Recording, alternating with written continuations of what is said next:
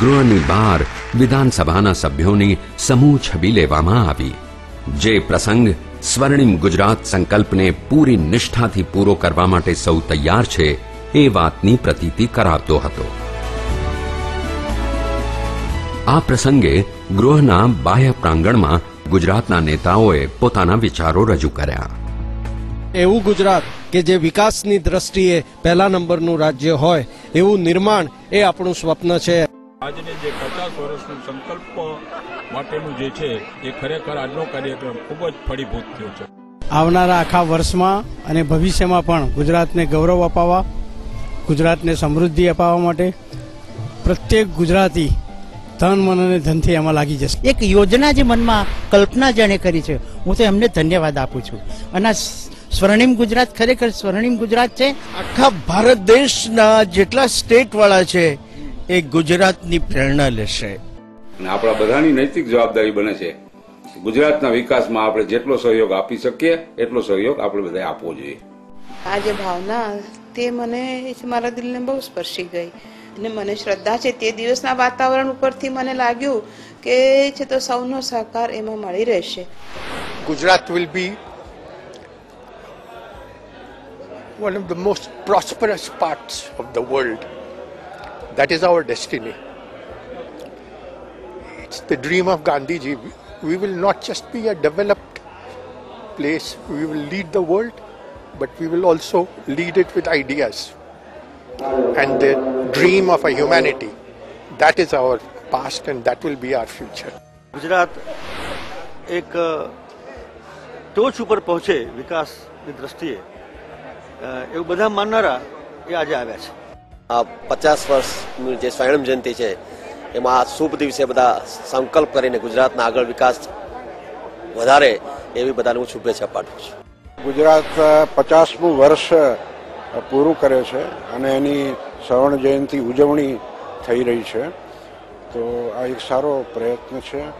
લક્ષ્યની પ્રાપ્તિ માટે આપણે સૌના સહિયારા પ્રયત્નો આજના દિવસે રહે એવો ઈશ્વર પાસે સંકલ્પ કરીએ અને ગુજરાત પોતાની જે આગવી ઓળખ દેશમાં અને વિશ્વમાં બનાવી છે એ ઓળખ હજુ વધારે ઉત્તુંગ શિખરોને પ્રાપ્ત કરે એવો આજના દિવસે એક સંકલ્પ કરીએ. ગુજરાત નવી દિશામાં ક્રાંતિના પગલાં ભરે અને એનો વિકાસ થાય, લોકોનો બધાનો સહયોગ મળે અને જોડાય એવી મારી ભાવના છે.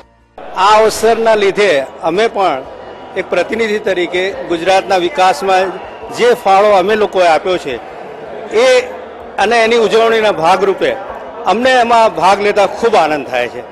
બધાને સાથે રાખવાનો પ્રયાસ કર્યો છે.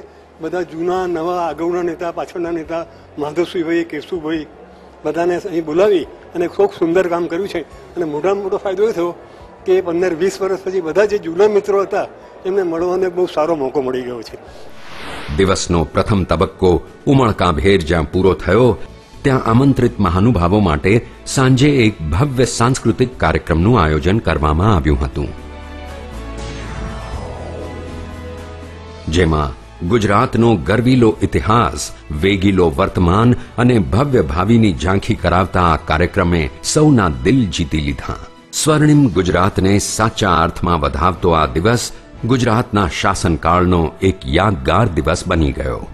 આ જ નિષ્ઠા અને ભાવનાથી સ્વર્ણિમ ગુજરાત વર્ષ દરેક ગુજરાતી માટે વિકાસ પર્વ બની રહેશે. આવ્યો આવ્યો આવ્યો આવ્યો આવ્યો આવ્યો